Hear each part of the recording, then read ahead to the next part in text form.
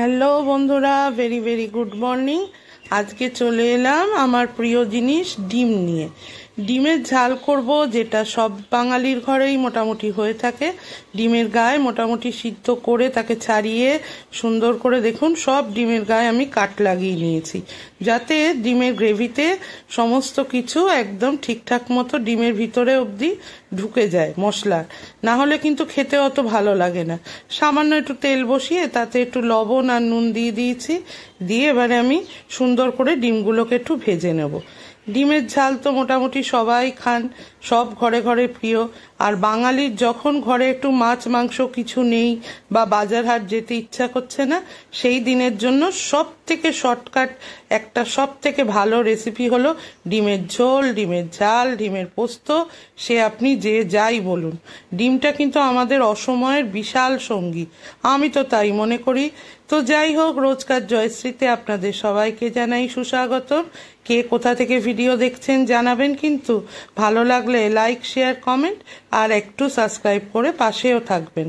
প্রথমেই তেলের মধ্যে আর একটু তেল মিশিয়ে নিয়েছিলাম, নিয়ে কটা দারচিনি, লবঙ্গ, এলাচ আমি ফোড়নে দিলাম। এই ডিমের ঝাল করতে তো অসাধারণ টেস্ট হয়। যদি গরম ভাতের সঙ্গে ডিমের ঝাল হয় আর কিছুই লাগে না, যথেষ্ট খেতে ভালো হয়। তার সঙ্গে বেশ কিছুটা কাঁচা পেঁয়াজ আমি কুচি কুচি করে রেখেছি, সেটাই আমি প্লেস আউট করলাম কড়ায়। এবারে যতক্ষণ না পেঁয়াজটা ভাজা ভাজা হয় ততক্ষণ আমি পেঁয়াজটাকে নাড়াবো চাড়াবো, সুন্দর করে একদম মাখো মাখো করে ফেলবো। যাই হোক, আপনারা কে কিরমভাবে ডিমের ঝাল খান, ঝোল খান, ডিমের প্রচুর রেসিপি আমার জানা। তার মধ্যে একটা প্রিয় রেসিপি বলতে পারেন শর্টকাট রান্না, যেদিন খুব একটা ঝুট ঝামেলায় যেতে চাইছি না সেই দিনের জন্য। কাল রাতে আমার ছোট মেয়েটি আমার কাছে ছিল, আজকে সকালে তার অফিস, তাই ভাবলাম ভোরবেলায় একদম সাত সকালে উঠে কর্তাকে আবার কেন মাছ আনতে পাঠাবো, আজকে ডিমটা দিয়েই সারি। আর তারও সেইটাই বক্তব্য যে মা ডিমের ঝাল করে দাও না মা, অনেক দিন তোমার হাতে খাই না। যা হয় আর কি, মাঝে মধ্যেই ছেলে মেয়েদের নানান আবদারে নানান রান্না করি জানেন। একটু সামান্য লবণ আর হলদিরানিকে তো ছড়ালাম, ছড়িয়ে এবারে দেখবেন নুনটা দেওয়ার জন্যই লবণটা অ্যাড করেছি, তো খুব তাড়াতাড়ি পেঁয়াজগুলো গলে যাবে।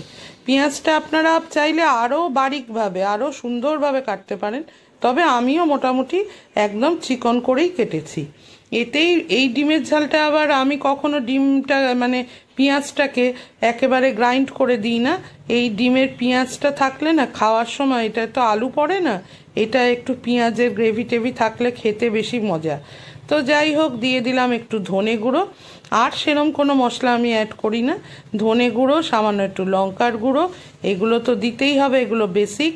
আর তার সঙ্গে দিলাম 1 চামচ কি 1.5 চামচ আদা রসুনের পেস্ট, যেটা আমি সবসময় আদা রসুন আগেই পেস্ট করে আমার ফ্রিজে স্টোর করে রাখি। যাই হোক, আমি মোটামুটি 1-2 দিনের আদা রসুন জানেন তো মাঝে মধ্যেই বেটে বুটে আমি একটু আদা রসুনটা নিজের হাতে সুন্দর করে একেবারে পেস্ট করে আমার একদম সুন্দর কন্টেনার আছে, তার মধ্যে করে আমি ফ্রিজে রেখে দিই। 2-3 দিন মোটামুটি আমার চলে যায়। কেন করি জানেন?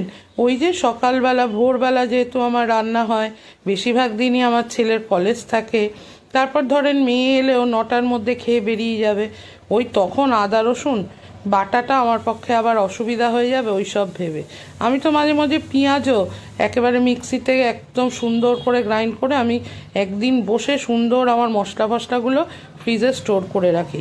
2-3 দিন কিন্তু এতে আমার বেশ সুবিধাই হয়। কে কে আমার মতো সকালবেলা এইসব শর্টকাট সিস্টেম করো আমাকে একটু জানিও তো। আর দিয়ে দিলাম একটু টমেটো পেস্ট, কারণ দেখলাম আজকে টমেটোটা একটু কম আছে। তো যাই হোক, টমেটো পেস্ট দেওয়ার পরে সুন্দর করে গ্রেভিটাকে নাড়াচ্ছি, দিয়েছিলাম কটি কাঁচা লঙ্কা। দেখুন, দেখলে কিন্তু বুঝবেন অনেকখানি পেঁয়াজ আমার একটু গলে গলে এসছে।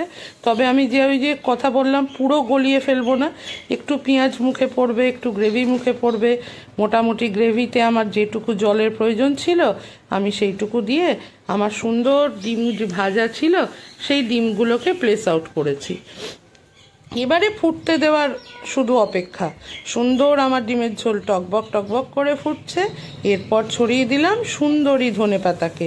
এই সুন্দরী ধনেপাতা দেওয়ার সময় এত সুন্দর ফ্লেভার আসে, বিশেষ করে দেখবেন ধনেপাতা গরমের একরকম, তখন কিন্তু সেই ফ্লেভার আমরা পাই না, কিন্তু একটু ঠান্ডাকালে ধনেপাতার কিন্তু স্মেলই আলাদা।